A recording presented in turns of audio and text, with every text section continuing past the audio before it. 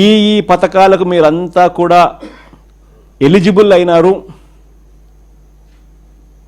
ఈ పథకాలకు సంబంధించిన డబ్బులన్నీ కూడా మీ కుటుంబంలో 5 మంది ఉన్నారు, ఇల్లే అప్పటికప్పుడే కొట్టడము, మిస్డ్ కాల్ ఇమ్మని చెప్పడము, ఓటీపీ జనరేట్ చేయడము, ఓటీపీలో వెంటనే ఒక బాండ్ వచ్చేసేయడము. ఆ బాండులో ఏమని ఉంటాయి?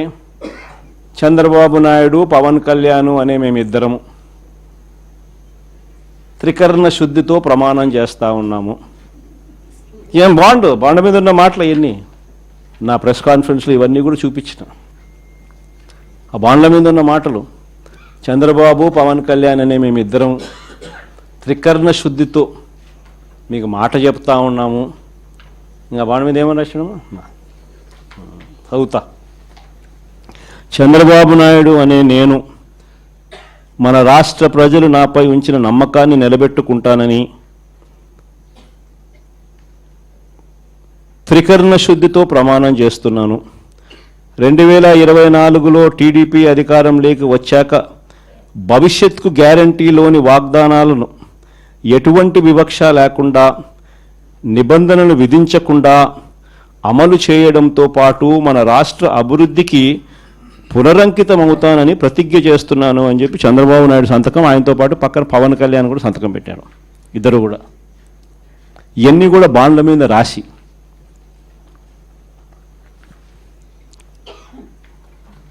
మీ కుటుంబంలో ఇంతమంది ఉండారు, ఇందులో మీ ఇద్దరికి తల్లికి వందనం కింద, మీ పిల్లలకు తల్లికి వందనం కింద మీకు 3 పిల్లలు ఉన్నారు.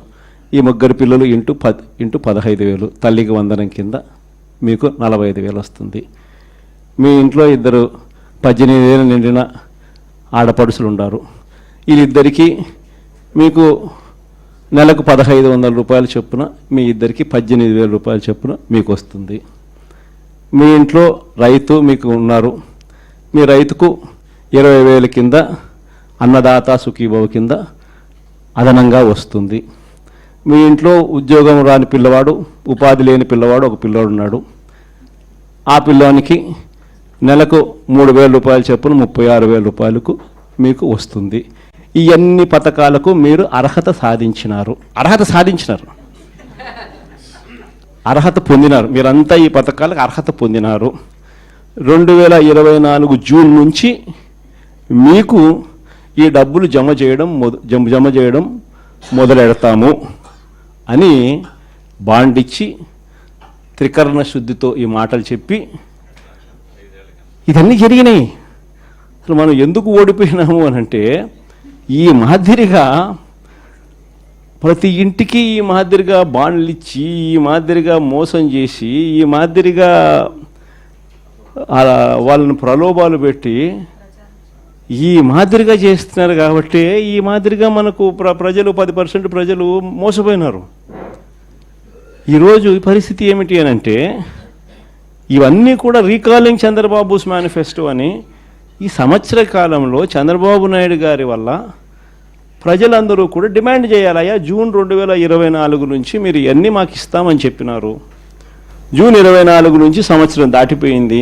ఈ సంవత్సర కాలంలో నువ్వు మాకు ఎంత బాకీ ఉన్నావు? మా బాకీ ఉన్న మా డబ్బులు మాకు ఎప్పుడు ఇస్తున్నావు? ప్లస్ ఈ సంవత్సరం మాకు ఇవ్వాల్సినవి ఇవన్నీ కూడా ఉంటాయి. ఈ డబ్బులన్నీ కూడా మాకు ఎప్పుడు ఇస్తున్నావు? గత సంవత్సరం బాకీలు, ఈ సంవత్సరం మాకు ఇవ్వాల్సినవి ఇవన్నీ నువ్వు బాండ్ల ప్రకారం నువ్వు మాకు చెప్పినావు అని ఇవన్నీ కూడా గుర్తు చేస్తూ, అప్పట్లో చంద్రబాబు నాయుడు చేసిన ఈ కార్యక్రమాలన్నీ, చంద్రబాబు నాయుడు అన్ని విషయాలన్నీ కూడా చెబుతూ ఇవన్నీ కూడా అడిగే కార్యక్రమాలు చేయాలి. ఒకవైపున ఇవన్నీ కూడా చంద్రబాబు నాయుడు అనే వ్యక్తి ఇవన్నీ కూడా ఒకవైపున ఎగరగొడుతూ, మరోవైపున చంద్రబాబు నాయుడు గారి పుణ్యమా అని ఇంతకుముందు ఏ త్రైమాసికం అయిపోయిన వెంటనే ఆ త్రైమాసికం తర్వాత వెంటనే ఫీజు రీయింబర్స్మెంట్ వచ్చేది.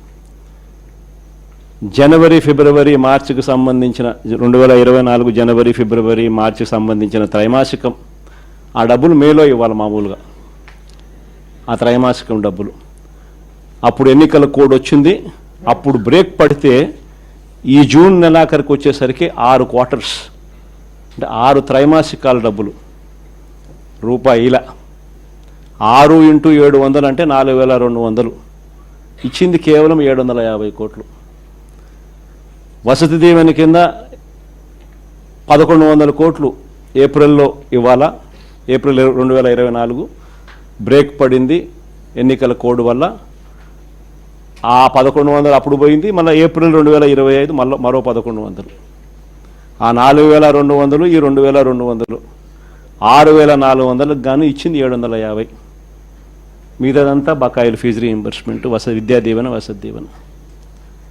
ఆరోగ్యశ్రీ నెలకు 300 కోట్లు అవుతుంది ఖర్చు. 25 లక్షల దాకా పేదలకు ఉచితంగా వైద్యం అందించే కార్యక్రమానికి మనం శ్రీకారం చుట్టినాం.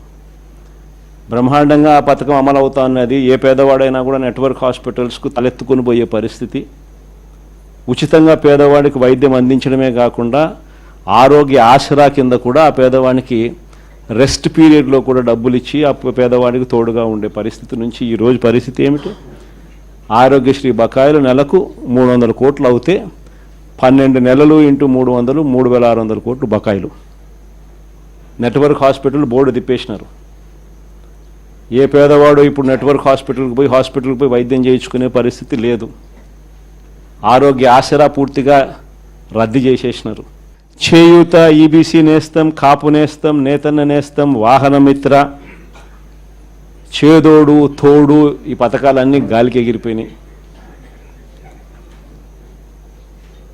వ్యవసాయం అన్నది పూర్తిగా తిరోగమనంలోకి వెళ్ళిపోయింది. ఏ పంటకు ఈరోజు కనీస మద్దతు ధర రాని పరిస్థితి. మన వరి అమ్ముకున్నారు, తక్కువకు అమ్ముకున్న పరిస్థితి. మామిడి నుంచి మొదలు పెడితే పొగాకు దగ్గర నుంచి చూస్తే మిర్చి దాకా ఏ పంటకు, మినుములు, పెసులు, కొక్కో, ఆయిల్ పామ్, ఏ పంటలకు కూడా కనీస గిట్టుబాటు ధరలు రాని పరిస్థితిలో ఈరోజు వ్యవసాయం జరుగుతూ ఉంది. ఆర్బీకేలు నిర్వీర్యమైపోయినాయి. ఉచిత పంటల బీమా గాలికి ఎగిరిపోయింది. ఈ క్రాప్ అన్నది కంటికి కనపడకుండా పోయింది.